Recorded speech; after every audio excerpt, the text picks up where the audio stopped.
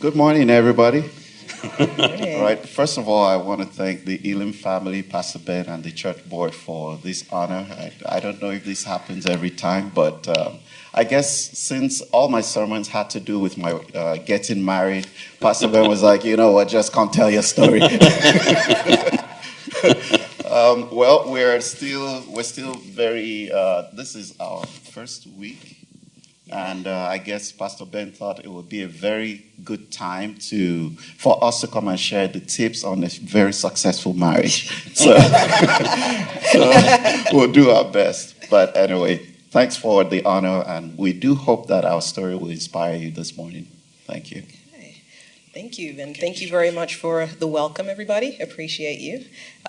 So what we're going to do today is basically tell a bit of our story, and then also share with you some reflections on the journey, because I think it's always nice to reflect back, and it's when you look back you kind of see God's goodness and you see God's design and everything, but sometimes when you're going through things you don't actually see it until it's done. So we thought it'd be good to reflect on that.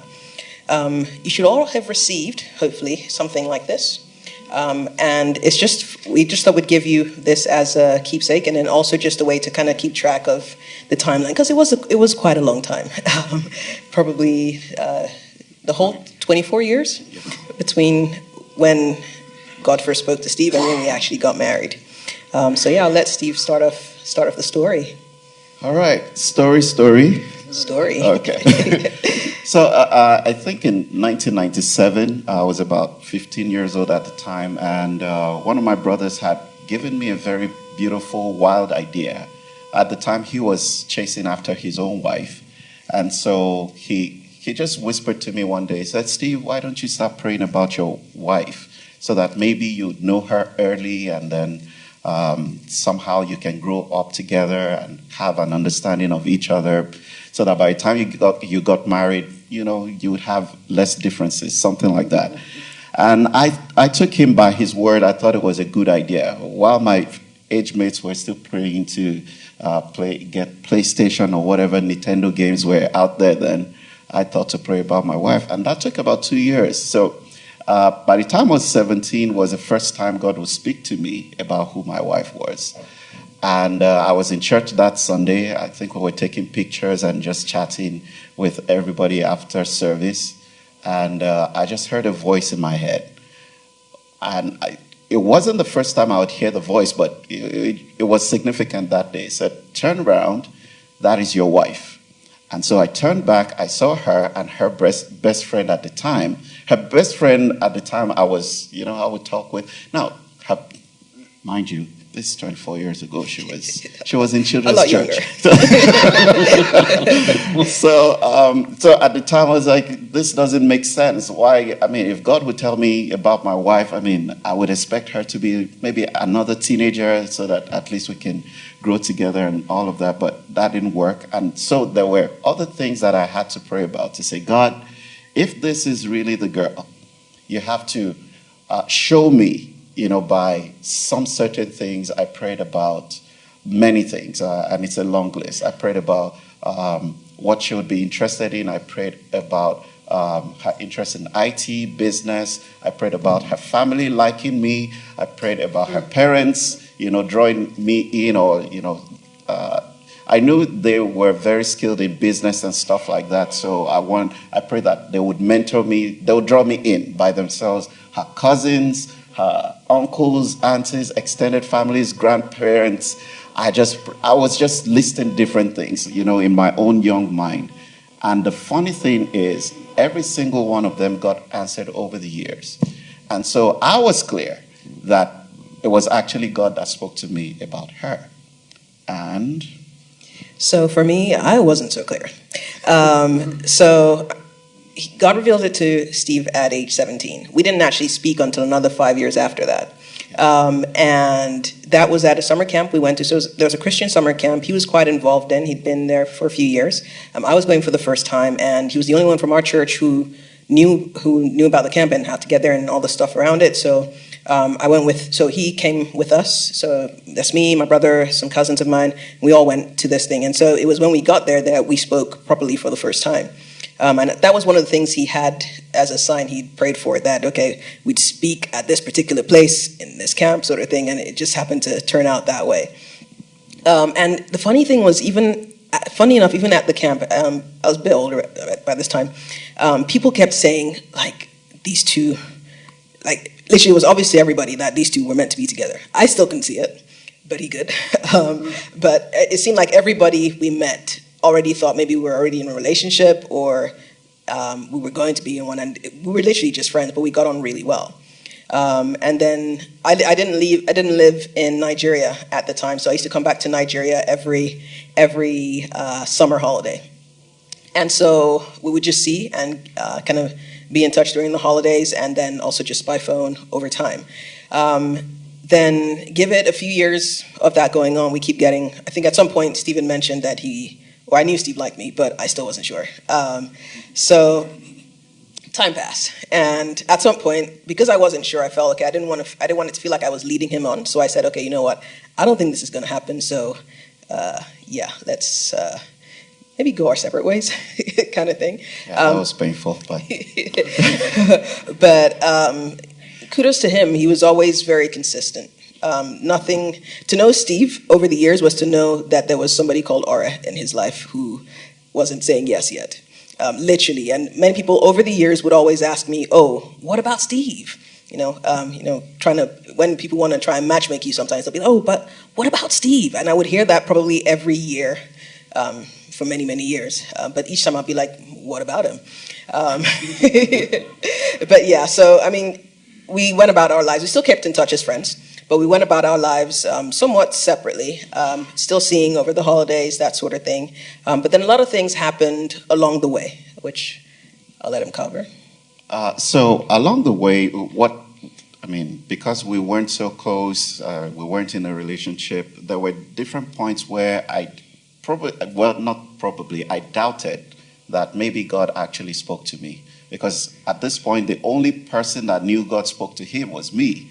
Everybody else would just say, "Oh yeah, you guys look great together. You guys have a vibe. You guys you have a zing. You have something." But there was nothing else that was very solid about it, except that I kept saying God spoke to me. And so I thought, okay, well, somehow if this lady who I believe God spoke to me about is not going to align with that word, at different points I would get angry at God. I said, "Well, you told me that she's going to be my wife. You're not telling her to be my wife." I don't care what you say. I'm going for someone else, that kind of thing. And so at different points I was looking out to be in a relationship with somebody else. That's a different story I'm going to write a book about, because there were many of them, and it just never worked out. But the only consistent thing was every single lady that I tried to get with, maybe talk about a relationship or something, I just didn't have the peace of God in my heart. It didn't feel right. And there was the one that I did get into a relationship with. I did feel peace about going into a relationship with her. But every time we joked about, "Oh, so when we get married," I would lose my peace. I'd be like, it doesn't feel right. Like this married thing is a good joke about the two of us, And maybe we cracked a joke about, "Oh, my kids are going to have your eyes." Or like, "Oh, those are too big." But anyway, so I would be like, so I would always lose my peace, but I was at peace with being in a relationship with her. But that served a different purpose, as I would come to see later. And I can remember there was the one Sunday I went to, one weekend in 2019, I went to Nigeria. We had planned to get married. Her parents they're from a different tribe, and so they had an issue with my tribe and a few other things.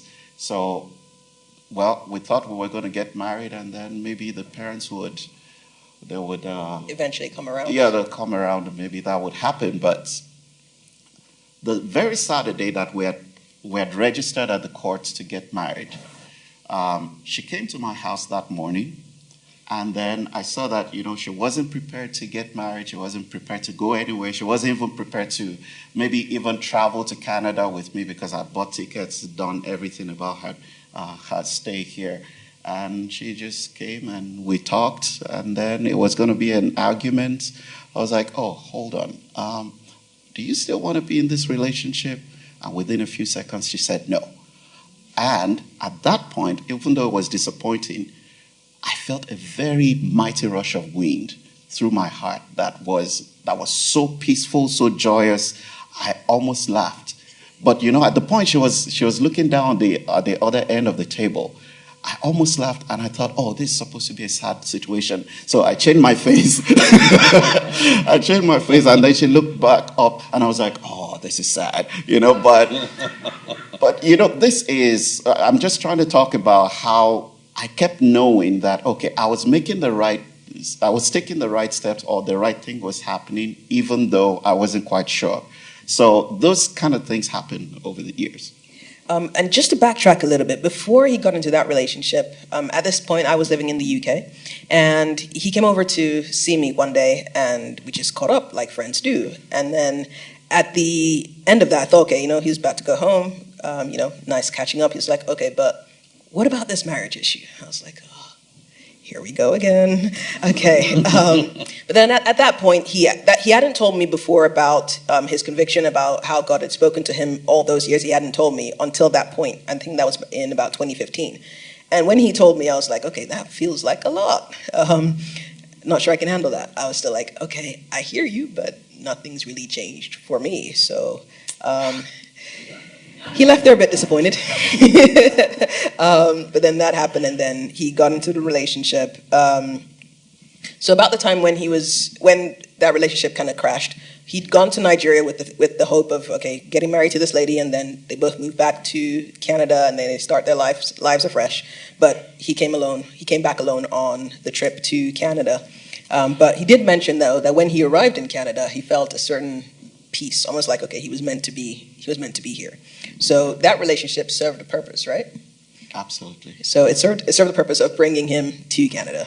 But on my side, as all of this ensued or went on over the years, each time I would consider, getting into a relationship with somebody, I'd always pray about it. It's quite, over the years, I've learned to kind of ask God and seek God in different things, from the really tiny things from like, oh, should I wear that red shirt or this brown one today, to things more significant like, God, what do you think about this guy?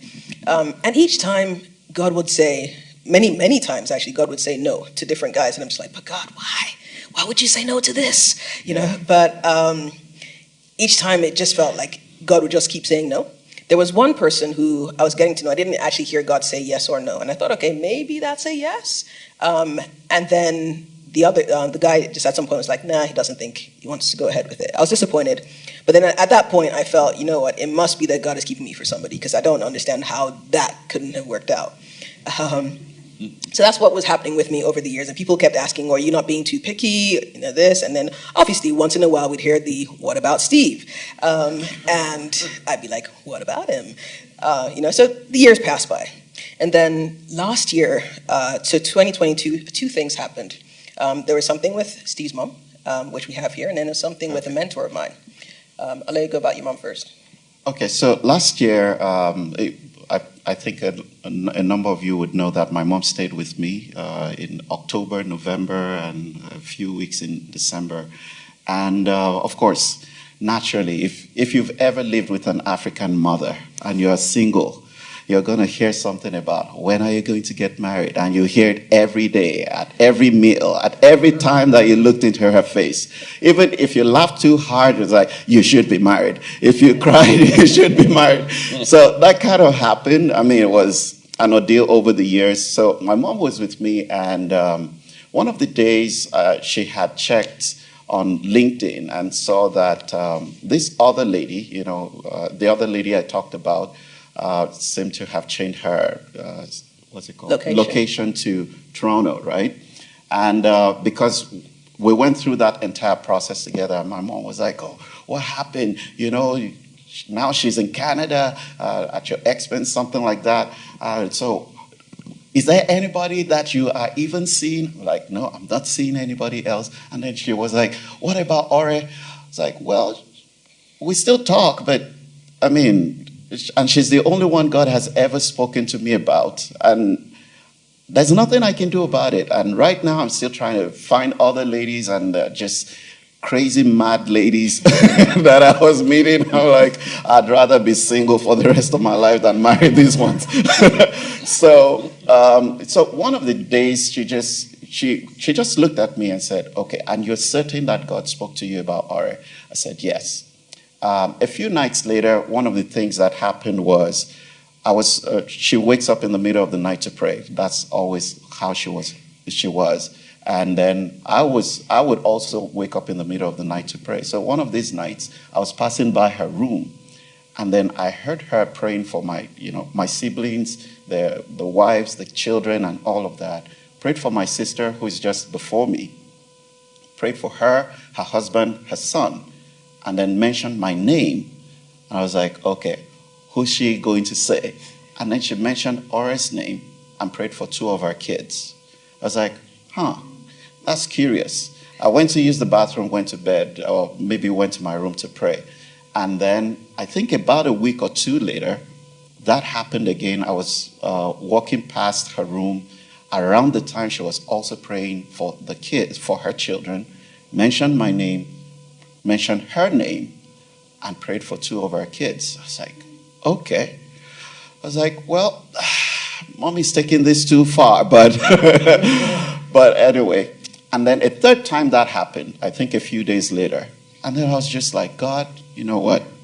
I know you hear my mom's prayer, so just in case it's my prayer you've not been answering, just listen to her for a change, And so that happened. And at different points, whenever she was cooking, she would say, oh, this one you can freeze this until your wife comes in, and then you can share the first few meals together. You don't have to cook for the first few days. I was like, okay, all right, thank you, Mom.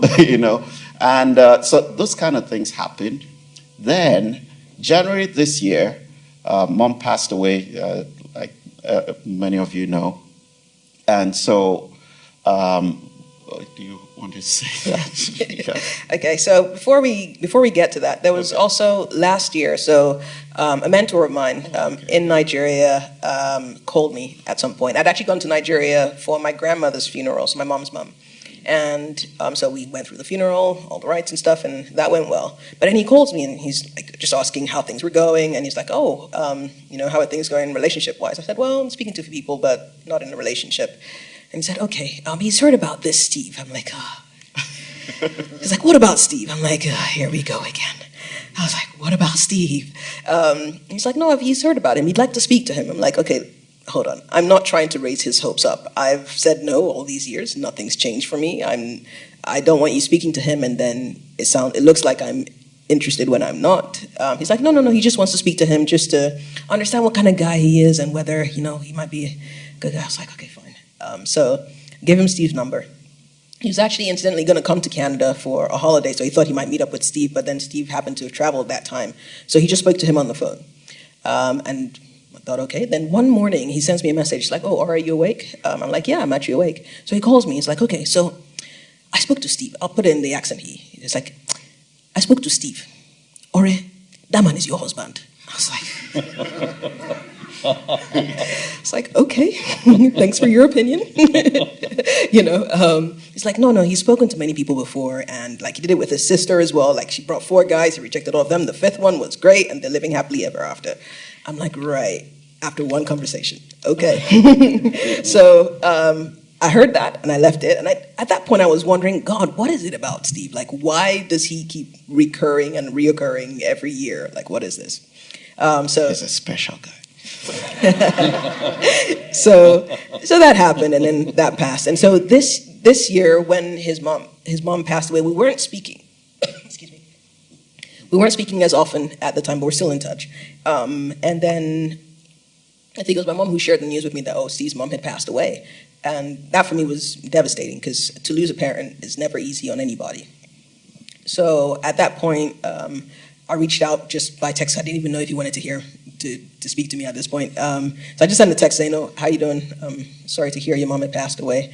He gave me some generic response. I was like, "Okay." Yeah, I couldn't respond to that. I mean, this is a friend of mine for many years, heard that my mom passed away, and then she sent me a text. I thought she would give me a call at least. I mean, what does it cost? And then she sent me a text. I was like, oh, yeah, right. And then I think she sent another follow-up about, oh, so how are the funeral arrangements going? I just sent a thumbs up. Yeah, so he didn't really respond, but it was all online. So I followed all the proceedings and stuff online, and then. But before the funeral proceedings had started, a family friend of my family sent me a message saying forwarded me the funeral details, and I thought, that's odd. How does she know that I know Steve, and how does she know to send me Steve's mom's funeral details? But I left it at that. I knew that anytime Steve's name comes up, at some point somebody's going to say, what about Steve? So, okay. So I thought, okay, fine, that conversation was going to come up at some point. And then so towards the end of the funeral proceedings, she sent me a text message saying, okay, we need to talk, and I said, okay, fine. I was kind of expecting it. So when immediately she arrived in the UK, she called me and she's like, okay, so she's spoken to Steve apparently, and, but what about Steve? I'm like, oh. What about him? And again, I told her, okay, look, nothing's happening between us. Nothing. It's just a friend, and that's it. And he's like, no. She's like, you know what? He's a really, really nice guy, really nice family. And then I found out that actually she was his aunt. All these years we never knew that. And so she was just like, oh, but would you consider it? Maybe go on a few dates. So I said, okay, you know what? I'll pray about it. It was my way of also getting off the call. Just be like, you know what? I'll pray about it. Just push it aside. But then at that point, I did pray about it. And for the first time, I heard God say, give it a chance. Those were the words I heard. And I thought, oh, wow, that's going to be interesting. Because for the past for the past 19 years, I'd said no. So this is going to be interesting. And I didn't actually take any action immediately. I first spoke to a friend of mine and then a pastor as well, who I'm really close to in my church in the UK. And when I told him the whole story, he's like, look, you say you're on a journey where you're trusting God and you're following God and you're taking the steps that God gives you even when you don't fully understand it. Well, why don't you follow God all the way? So I was like, ooh, okay. At this point, still, I didn't feel anything. I didn't feel any different. Nothing had changed for me. But then I thought, okay, I'll be open to it. So then Steve finally responded to that text message I had sent ages ago. And then... so I responded to the message and was like, okay, the funeral went very well. I mean, the text was, how are the funeral arrangements going? But of course, I didn't respond until about 2 or 3 weeks later. So I was like, oh, well, it all went well. I figured she might have seen the funeral thing on Zoom, but I didn't also want to assume that she did. So I just answered like she didn't know about it. And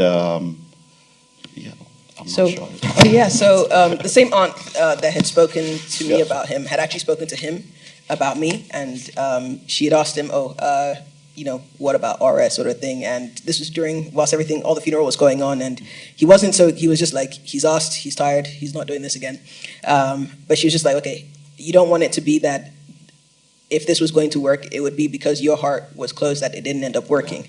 So that was when he then decided, okay, fine, he'll respond to the message I sent. And so from there, we started talking, and then, first by text, and then calls, and then at some point, we're like, okay, we should probably meet up at some point. So there was a particular week that I left Canada, went to the UK to visit her. I left on a Sunday after service, and then I came back on a Saturday just before the next Sunday. So Pastor Ben didn't know. and I also didn't tell him because I didn't even tell anybody, not my sister, not my brothers, anybody, because I didn't want a situation where I would tell everybody I'm going to the UK and I would be like, why? And I'll say, oh, I'm going to see this girl that I've been talking to for 20,000 years and has never said yes. And then maybe it doesn't work out again, and then I come back and like, oh, so how'd it go? No. I didn't want that kind of vibe. So I didn't tell anybody. I just went, and then we had we hung out, we had a great time. This was over 5 days, by the way. Yeah, so Monday I got there about 6 a.m., so we had the entire full day to spend together, and then Tuesday, Wednesday, and so yeah. Okay, so we'll wrap it up. So come Thursday, by Thursday morning, I still wasn't sure, which I was just like, okay, God, this is getting a bit tight now. He's leaving tomorrow. I'm not sure what I'm meant to be doing here. I'm following you. You said, give it a chance, but I'm not feeling anything. But we went to my church, and he met the pastor that I'd spoken to about it. And the pastor had a word of knowledge for him and just said, the thing you came to the UK to sort out, don't worry, it's already, it's already sorted. And he was like, oh, okay. Yeah, that was weird because I got to the pastor. I had never met him before. The first thing he said when he saw the two of us was, oh, you guys look alike, by the way. Has anybody told you that? I was like, oh, yeah, I don't see it. But anyway, just please nobody call for DNA tests. Too late. Okay. So he said that, and he gave me some word about what God had laid on his heart for me, about life, ministry, and the rest of it. And then he kept mentioning that what you're in the UK to do is already been settled. That I didn't need to worry about that. And of course, because of my clouded mind, I was like, yeah, this is great to hear, but hey, are you going to talk to her on my behalf, convince her, maybe you do something? But he didn't do any of that. He just kept saying, God has already settled it. You don't need to worry. But and a few things happened. Yeah. So we went back home. That day I was fasting because I was also praying to God. I was like, okay, God, I need you to give me some sort of clue what I'm doing here. And so I told him I was fasting, but I warmed up some food for him to eat. And then as I was doing that, he asked me a few questions. He came and he's like, oh, so what do we call this? And I'm like, well, you can call it whatever you want, but I'm praying to God about something, so I still need you to be a bit patient with me. He goes, and he comes back again and says, so should I have come with a ring on this trip? And I was like, well, you got to be patient with me. Still praying to God about something. And then he says, okay, should I ask you to marry me again? And I'm like, well, I'm praying to God about something. You got to be patient with me. You see how patient I am? So anyway, he goes into the living room, and then I think washing dishes by this time. And then I hear God very clearly, go eat with him. I'm like, is it because I'm fasting? I'm feeling maybe I just want to eat. He's like, no, go eat with him. I've already answered your prayer. So okay, that's odd. But then I kept hearing it over and over again to the point where I just kind of said it out loud. Okay, fine, I'll eat with him. So I go eat. I go to him and I say, okay, no, I'm going to break my fast early and we're just going to eat together. And then after we finished eating, I'd hold out my hand and say, hold my hand. And then in that moment, I look at him and I completely see him differently. I didn't know what was going on, but I just saw him completely differently at that point. So I was like, oh, this is interesting. I became the chosen one. I didn't tell him, though, because I was still trying to figure out what was going on. And then the next day, so eventually dropped him home, and then I had to do some work that evening. And then the next day, I went to go meet him at his hotel because I was going to take him to the airport. And then at some point, again, I kind of said, okay, I just let my hand and said, okay, hold my hand. I said, okay, we can call today day one. He was like, does this mean what I think it means? I'm like, yeah, day one of us, day one of forever, day one. And so that was literally, for me, that was it. It just switched. And for me, day one meant day one all the way, not day one, let's see how things go. It's day one, we're planning a wedding. Day one, we're planning our lives together. And that was it. And then this November, we got married. So I know we're running out of time, but I think it's also important if we can have maybe a few more minutes, just to reflect on the journey. Between when Steve heard from God and when I actually said, okay, day one, was probably about 24 years. So he's definitely quite patient. Yeah. You can see my white beard. I mean, there are many things involved. I mean, hearing God's word and hearing God and being sure of what God said, I think, was important. Yes, it took a long time, and in retrospect, I'm like, oh, I kind of wish I didn't take that long. But I think God was preparing both of us separately and helping us to get to where we needed to be so that we'd be ready for each other when we did come together. There are a few scriptures we wanted to share with you as well. Before we get to the scriptures, the scriptures are going to back this up. But one of the things that we need to understand is sometimes when God speaks a word to you, it comes in the form of a seed, and it will take time to grow. And the only time when you get to receive that promise is when that seed germinates and then grows into the tree that has the fruits, bears the fruit, and then you can repeatedly benefit from that promise or that word that God has given. So if God has given you a word about your family, your children, your academics, or anything, business, just receive. It doesn't have to happen immediately, but just receive it as a word, as a seed, and trust that it's going to germinate. Some of the things that you need to do is you need to spend time praying. You need to spend time with the word, because doubts will come. I can remember January this year, January 1st, 2nd, it's usually a time when we would spend time praying about the year. And I can remember vividly saying, God, you know what? I know that you have your hand upon my life. I know that you do have a plan for me getting married. But that you have a plan for me to use me generally.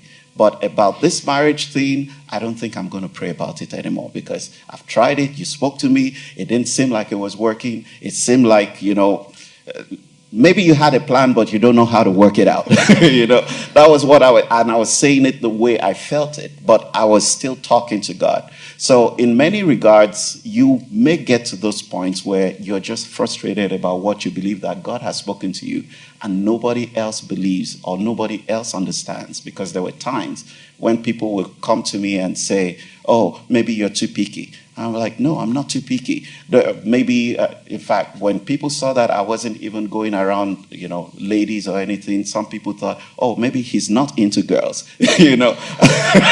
And it was just because, the word that I heard had given me a different set of, a different lifestyle. I mean, if I knew that God had already prepared my wife, why am I running around every other lady in town?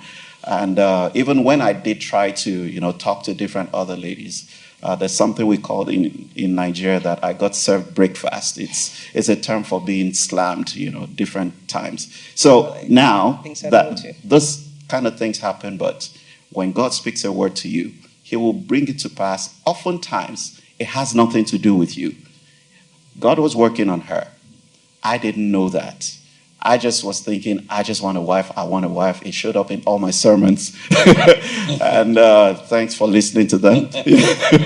And so those kind of things happen, but here we are. So the scriptures. So a few scriptures that we found actually were very relevant to our story were Jeremiah 29:11, which says, "For I know the thoughts and plans I have towards you, says the Lord, or that I think towards you, says the Lord, thoughts of peace and not of evil, to give you an expected end." Some other versions say plans to prosper you and not to harm you, plans to give you a hope and a future. Even in what appeared like a delay, you realize that, okay, God was preparing us individually for the time when we did come together. And when God gives you a word and it doesn't seem like it's about to come to pass, you also have to realize that God is working on you, and He has your best interest at heart, even if you can't see it in the moment. You got to trust God with that. Then another scripture is Isaiah 30 verse 21. Which goes, whether you turn to the right or to the left, your ears will hear a voice behind you saying, "This is the way, walk in it." And sometimes that is it. Like you listen out for God's voice, and sometimes He will tell you to do things or go left or go right. And sometimes it may not be clear. For me, when God said, "Give it a chance," I was like, okay, I'll follow you, but I don't see it. Nothing in my heart feels different. But in trusting Him, that change that I was looking for did happen. But sometimes you've got to trust that God would make things clear to you at some point. Yeah, and with that, there's another thing that I realize, God speaks to us in different ways, and sometimes it's when you read your Bible, sometimes it's through the peace. For me, it was clearly through peace. If I didn't have peace of mind about whatever I was doing, I didn't do it. No matter who was saying it, whether it was my mom or my brothers or anybody that I trusted, if I didn't have peace of mind about it, that was it. I wasn't going to do it. And so God was continually guiding me, with that peace. It's not everybody that will go into the spectacular, my son, I am telling you this, it's not everybody that hears God's voice that way. So you have to develop your relationship with God and know how God speaks to you, and then you'll be able to follow Him. Like He truly says that my sheep hear my voice, I know my sheep, and my sheep know me, and they hear my voice. And then there's Romans 8:28, which says, all things work together for the good of those who love God and are called unto his purpose. Everything works together. And when we say everything and all, it means everything. So the good, the bad, the ugly, the fantastic, the not so fantastic. Everything works together for the good of those who love God and are called unto his purpose. And that means even your mistakes, the things that you feel like maybe, I should have done this better, I should have done this another way. You've got to trust that God was aware of your mistake even before you made that mistake. And yet, in his plans for you, he's already factored that in. You can trust God more than your ability to make mistakes. So that was something I took from that. And then another scripture was Habakkuk 2, verse 3, which says, for the vision is yet for an appointed time, but at the end it will speak, and it will not lie. Though it tarries, wait for it, because it will surely come. It will not tarry. Like I said, it took 24 years, but we're here now, and we're happy to be here. When we started this, I had full hair, but I don't know what's happening now. But thank God that we're here. I mean, don't you just love her? Is she not worth the wait? Yeah. So we thank God for what we have. We thank God because on many levels, even when we reconnected and we started talking about, we needed to hash out a lot of things about interests, life plans, and all of those things. Most of them, I could maybe clearly say 90, if not more, 90% or more was actually aligned. The kind of things that we were interested in, the kind of things that we want to do, whether ministry or personal life or personal interest. Of course, she's more outgoing than I am. I can sit down in my house for 24 hours, 36 hours a day. But so there's still some levels of differences here and there that complement the things that I do not have. And so when we just look at our lives, God was preparing her perfectly for me. God was preparing me perfectly for her. And so on many levels, we haven't, they say that, the first week that people, maybe they start noticing things that they have issues with. Have we argued yet? Really. But even if it were to come, I think we'll be okay. Yeah, but so here we are, just celebrating the grace of God upon our lives because God spoke a word, and we had the patience and tenacity to follow through on that word, because it's also possible that you got frustrated and you just picked somebody else along the line, and then you go like, oh well, God didn't do what he said he wanted to do, and I just picked someone. But waiting can be terrible sometimes. It can feel really frustrating. It can feel really bad. And people will leave you. They're younger. I have boys that I've mentored. They're married. They're naming their kids after me, in honor of me because I don't have my kids yet. So, and you see all of that happening, and you still have to say, God, I trust you because you have spoken to me, and I know you'll bring it to pass. And here we are. Amen. Thank you very much. Thank you, guys. Thank you very much.